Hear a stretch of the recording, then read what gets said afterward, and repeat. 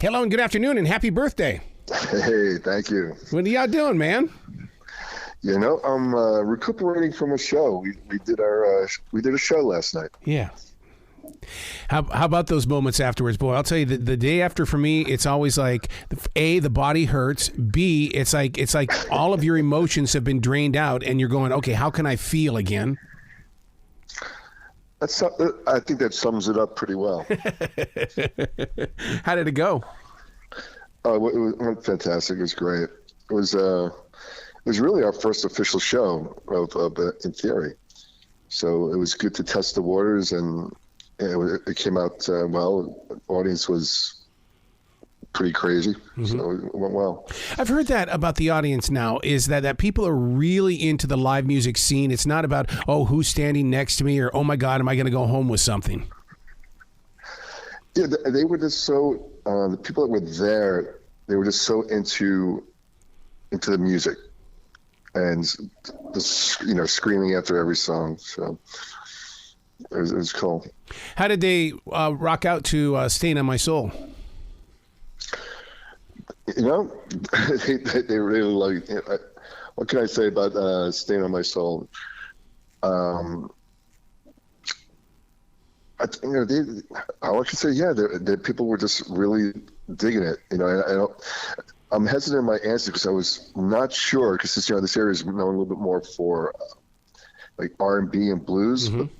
The people that showed up were rockers. Hey,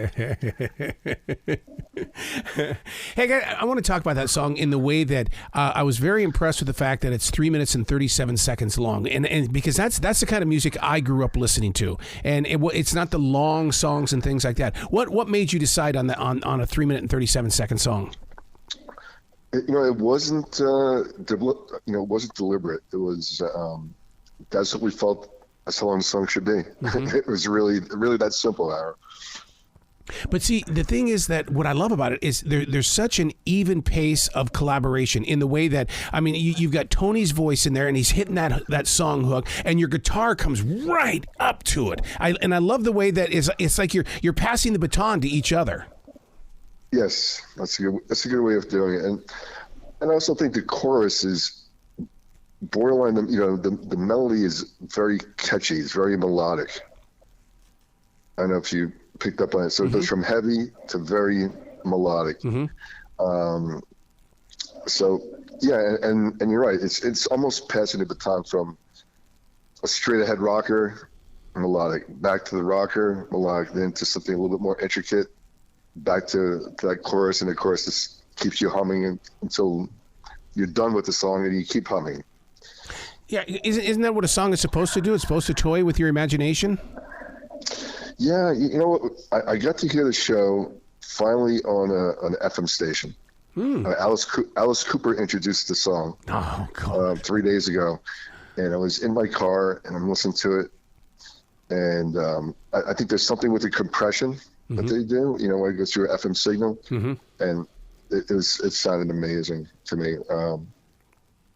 Yeah, there's something about this was more magical. It had me humming. I'm like, wow, that sounded like a hit song. More than when I'm not sure, because sometimes you get sometimes too close to it, to a song and to your project. And I've heard it, maybe 5,000 times, maybe. Yeah. Your buddy Charles and I have listened to it 5,000 times. And then, the way I am is, it's kind of strange. I enjoy creating, and that's the fun part.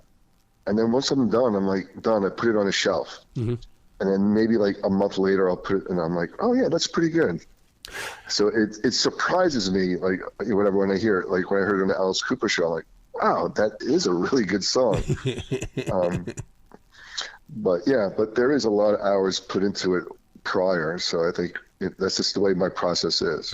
I call that fermenting. I do that with my writing as well. You get it out of the system and then walk away from it. You'll come back to it, and sometimes I'll wait 6 months before I go back to it. Right. And then you go back like, oh, that's pretty good. Yeah. Or, ooh, we need to change it here. Go get a glass of wine, man. We need to change something up here. Or you hear it and you're like, oh, you know what? This needs this other idea. and another idea would just pop out after 4 months of listening to it. Where along the lines did you add in Tony's vocals? Because I mean, I first of all, I don't think he's ever sounded this good. I mean, he really, really is very sharp with it. Yeah, he's getting better and better. Mm-hmm. I think he's finding himself. He's finding his style, and you could hear a progression even when we did our first interview, and we did the Go-Go interview, and we did and Tony, it was funny, Tony and I were talking about that last night after the show. We did Can't Find My Way, and She's Gone, and you interviewed us on that, and his voice was still a little bit thinner and a little bit more 80s, but as time is going on, he's best way I can describe it, he's adding more of a vocabulary. His his range is wider, his voice is thicker, but it's becoming more natural. And before, he had a little bit more of the 80s, and I think I told you in my first interview, I was doing everything I can to pull that out of him and try to get like a 2022 version, or a current version of a rock singer. And now it's just Tony's just nails it every single time. Well, it seems like the music industry itself is missing that voice, and so when I first started hearing "Stain on My Soul," I'm going, ooh, that's attractive. Yeah, that's the reaction we're getting. It's like, we've been waiting for this voice. So now, is this going to be part of an album? We hope so. We recorded at this point another 6 songs. Ooh. So 6 are already in the can, and we're just going to keep writing. What I did with Tony, or my overall vision, is to keep writing. I didn't want to lose, like you said, like his voice is sounding a certain way, my guitar playing is sounding a certain way. The way we're writing is in a groove, and I don't want to lose that groove. So I just want to keep writing and writing. Recording. So that's why we have at least 6 in the can, and we have beds for other tracks. So, but we're not sure what we're gonna do. I mean, I know it's the singles world, but I liked it when we put out the first record. I feel like that was my statement at that time. Yeah. And with the singles world, you really can't do it, but it's a necessary evil. So what we did is we re-released 2 singles, and then "Stain" is really technically our first single with this, with our new, our label and management team and so forth. But we haven't really decided yet. I think the music artists on how not to make money, how to devalue themselves. Yep. I mean, you could have 10 million streams and make $1,000 or so, something like that. And when we put out the first Inferior record, we just put out the first 2 on all digital platforms. And I'm looking at the numbers, and I'm adding it all up. I'm like, no, I can't do this. So what we did is we just decided to drive our marketing right back to our website, and where people can buy a physical CD and a shirt. And we sold what would probably be equivalent to maybe 100 million streams. Wow! But it was bottom line, money, and it goes right back directly to the band. And I think that's the way to do it. So I don't know. It's just a crazy world. I mean, it's being drilled in, to the artists. You have to have the Spotify numbers. You need these numbers, and that's how you get the bookings. And that's and that's not necessarily even true numbers. Yeah, but I'll tell you what, though, I have to give you kudos, because I think you've mastered the art of social marketing. Oh, thank you. I mean, the way that you build your songs. I mean, you'll give us a guitar riff, or you'll talk about certain things, or you'll send out photographs of a recent shoot with a photographer. I mean, you play that game quite well. I've heard that. Yeah, we're very deliberate with that. We know how important it is with social media. as I say, what's the memory? People have a memory of a gnat these days. Really. So we'd like to put something out, on a daily basis, but not overkill. Just enough where we think it's interesting. Because there's people that do, 20 a day, and after 3 a day from that same person or same group, I don't know. So now, does that mean that you've jumped onto Threads as well? Well, what we did with this is we're working with Fret Bar Records, and the gentleman who owns Fret Bar also has a very popular podcast and stuff. So we're able to tap into his marketing. I think he has quite a large following of 14 million followers. So it goes to those people. So we're tapping into the guitar market and the rock market through his avenues as well. So. Wow. Now, a play on words here, but I know that there's a story. Does your music come to you in theory, or is it a presence? That's a good one. That's a good question. Because it all depends on each song. The process has changed over time. I used to sit for hours and try to come up with the riffs, and if I have a riff, I would put it on my phone. Now, many times I'm going into the studio with a blank canvas. I don't even have a riff. I just start playing in the studio and hear how it's sounding in the studio, and I start building from that. So it's changed for me a little bit. Yeah, but to me, that's like stream thinking. I mean, you're allowing the universe to move through you in that moment. Yeah, well, for me, the other thing too, when I hear something in the studio, it sounds different than the process I was doing before. It's like I already know, that's going to sound good, or I hear a chord progression, and I already hear 10 other parts I'm going to put on it, whether it's the drums or bass, or vocally or melodically. I can hear it almost instantaneously when I'm doing it in the studio. So in reality, you're what I just picked up was you see the music and then you bring the music. In other words, not only do you feel it, but you physically see it, and then boom, here we go. That's right. Yeah, no, I typically have a vision for it, and then I bring the entire band and the song to that vision. Yeah. Sometimes kicking and screaming, but I do it. That's you, though. I wouldn't have it any other way. and your friend Charles will attest to that. I think he's the only other guy. Him and I probably, we were just joking about that the other day, that all the hours, like him and I will go and chase an idea, sometimes like 4 days in a row, 16 hours, 18 hours, until we get that idea, to our liking. And probably to most people, they wouldn't be able to tell the difference. But but we have this telepathic communication. Charles and I. He knows what I'm looking for. That's interesting you say that, because one of my times in the studio, one of the things that I dealt with was that I'd be dropping some vocals, and the first thing I do is I look up and over the music or at the engineer, because I want to be able to read their eyes. Did I hit it? What do I need to do? And it sounds like that's the kind of relationship you've got with Charles. Right. You know if it's right by a reaction. Yeah, exactly. Yeah. See, that's the part that listeners don't get to experience. They get to pull in the sound, the final product, but they don't get to be a part of that journey. Right. And sometimes it's things that are not said, and then you're like, ooh, that's probably not a good part.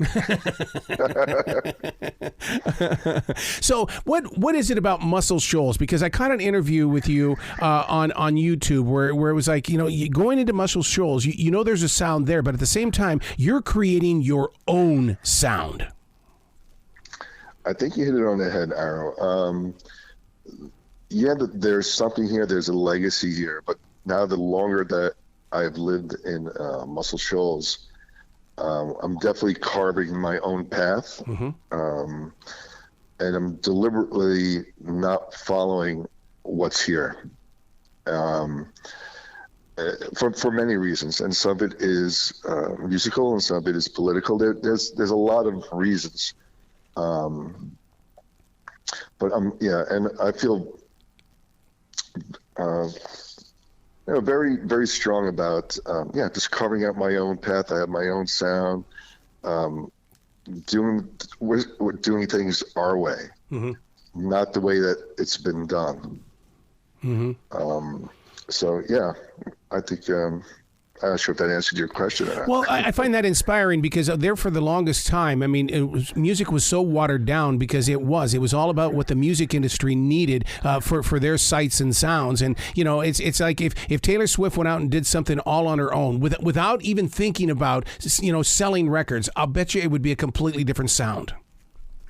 Yeah, well, here's the funny thing about this place. And I understand that they're very protective of their legacy, which should be respected. I mean, billions of records have been sold from here. It's music history, but they're, like I said, they're so protective of it. I don't think they let new music in, if that makes sense. And while it's an unspoken thing, I should say, by the old guard or the mid-old guard, there's so much new music here, but it's not being brought to the forefront. But there's this new generation as well of DJs and people that are fighting the trend in a way, that are starting to bring this new music out. And we're one of them. And there's definitely a good bunch of people that are leading this charge. And and again, we are respectful, I should say, to what it is here, because it's just, if this town is known for music, and it brings music out, music keeps evolving. We didn't forget about the past. It's just evolving. This is how we're creating music in 2023. Wow. But let us evolve how we would evolve in 2023, not how we would evolve in 1967.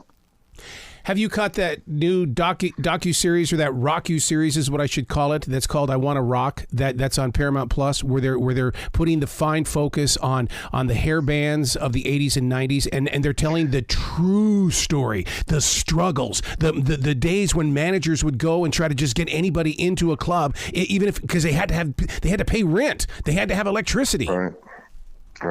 I didn't get to see it. I saw some clips of it, but I didn't get to see it.